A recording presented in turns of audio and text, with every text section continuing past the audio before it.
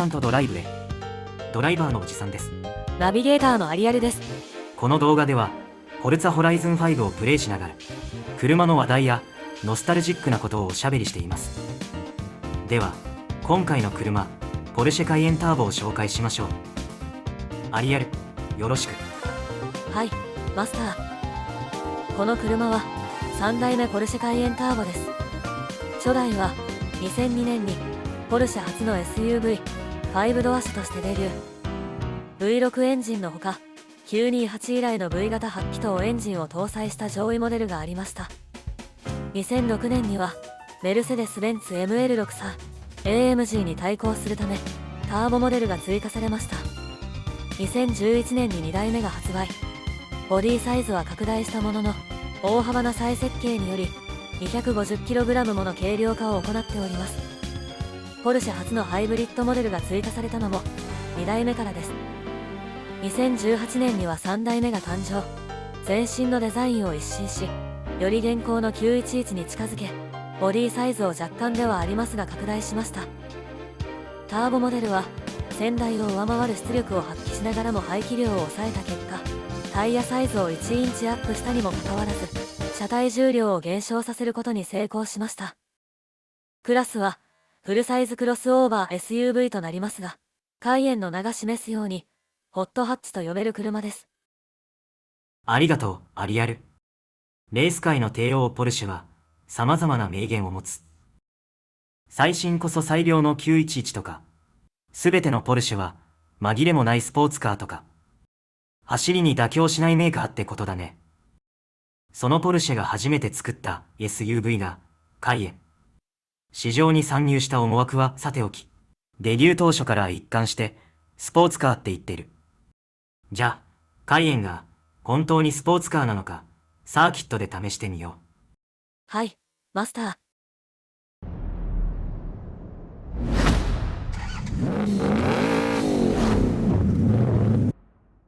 ということで、やってきました、ホライゾンメキシコサーキット。まずは、カイエンのライバル車の紹介です。ジャガーからは EV のアイペースが参戦します。2018年、ジャガー初の市販 EV モデルとして発表されました。フォーミュラ E の技術が転用されており、ジャガーの真髄を受け継ぐドライバーズカーとなっております。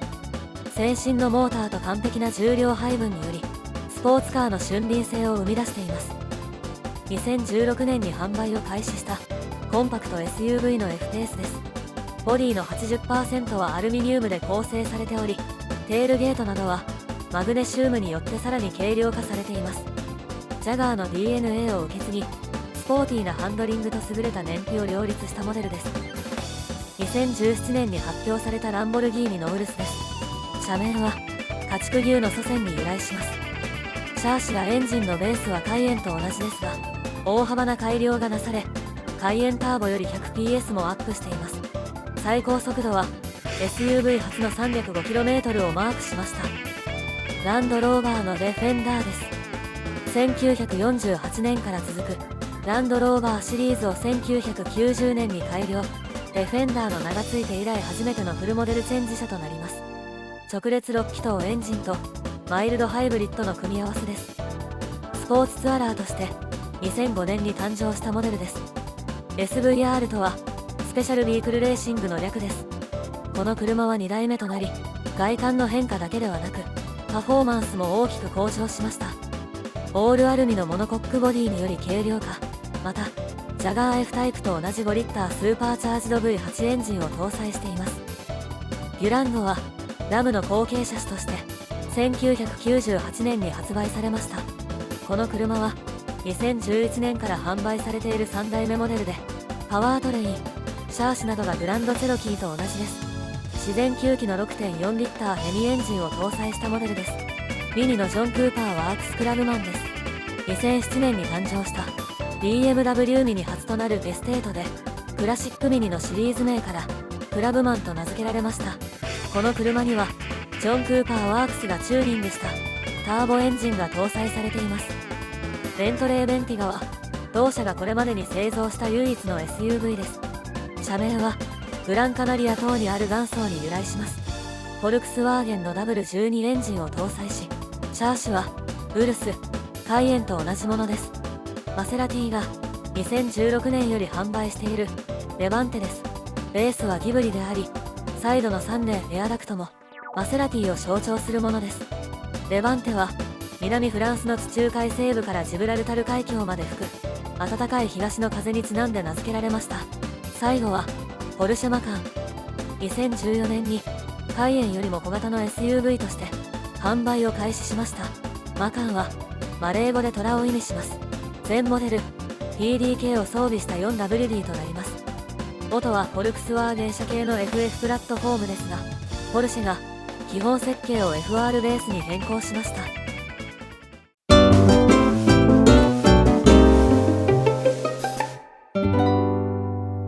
おじさんとドライブ。では、紹介が終わったところで、早速ですが、バトル開始です。スターティンググリッドは次の通り、総勢12台のマシン、マスターのカイエンは8番手からのスタートです。重量級ばかりで、コースが狭く感じるね。さあ、シグナルが変わってバトルスタート。全車体重量をものともせず一気に加速。ド迫力のスタートだ。リプレイは好スタートを切ったマスターの開演から。強大なパワーをきっちり受け止める。前後に幅タイヤは伊達じゃない。第1コーナーに入ったところで先頭は相手。2位にはウルスが来た。3位にはマカン。各社順調な滑り出しといったところか。マスターのカイエンが前を行くダッチを勝手にマーク。ミキタイが車体を入れる隙間がない。2コーナーの進入では無理そう。我慢して立ち上がり加速で勝負かな。よし、ここから。カイエン、ミニに並ぶも直線距離が足りない。逆にミニは軽さを生かしたレイトブレーキングとインネた走法でカイエンとダッチを増す。やるな。やっぱり軽さは正義だよね。重量級に囲まれながらも合間を縫ってうまく走ってる。マスターのカイエンも見た目からは想像もできないほど軽やかなコーナーリンクですよ。そうなんだよ。ライトコーナーでも S しても全然軸がぶれない。おーっとブロックされた。こうしたブレーキをかけながらの高速コーナーでも怖くないんだ。2ラップ目に入ると同時にディフェンダーが並びかける。しかし直線ではカイエンが1枚上手だ。怒涛の加速で寄せつけない。1コーナーでも後続を抑え込んでポジションキープ。カイエンにはダイナミックシャシーコントロールシステムが搭載されててさ、コーナリングする時のボディのロールを察知して大幅に低減させてくれる。だからコーナーでアクセルを上げてもブレーキを振っても不安定さを全く感じさせないんだね。2トンを優に超えるボディとは思えない軽やかな動きでコーナーを通過。今度こそミニをパスできるか。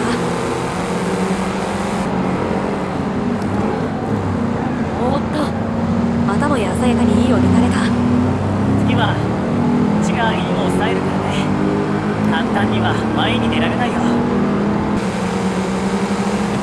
言葉通りミニを一周。2ヘアピンの進入ではイン側をがっちりブロック。立ち上がり加速勝負はカイエンに圧倒的に分があるぞ。 2.5 トンの車重で04はなんと驚異の12秒台。さらにもう1台のミニをパスして5位に浮上。カイエンの速さはね、リズムなんだよ。精密で曖昧な部分がなくてなぜ速いのか言葉で説明できない。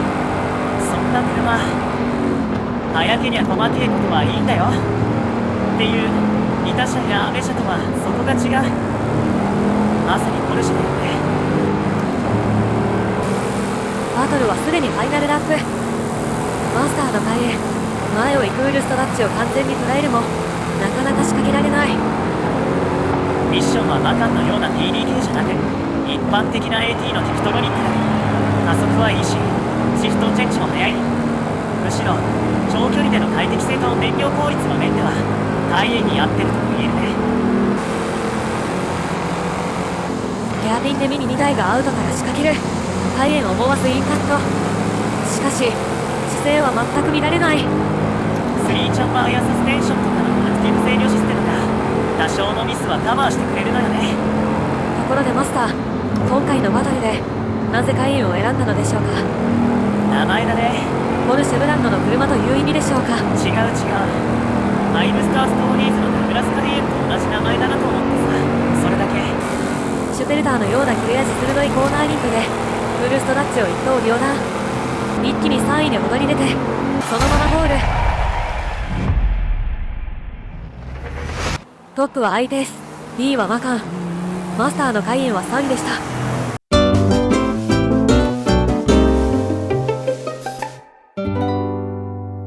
おじさんとドライブ。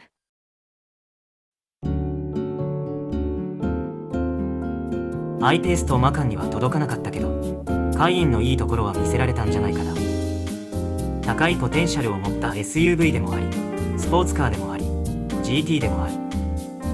世界中の車の中から1台だけ選ぶとしたら、カイエンはそんな究極の選択の答えにふさわしい車だと思う。ということで、おじさんとドライブポルシェカイエン編はここまでです。ご視聴ありがとうございました。よろしければチャンネル登録をお願いします。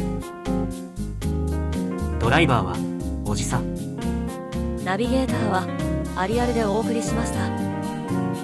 ではまた次の動画でお会いしましょう。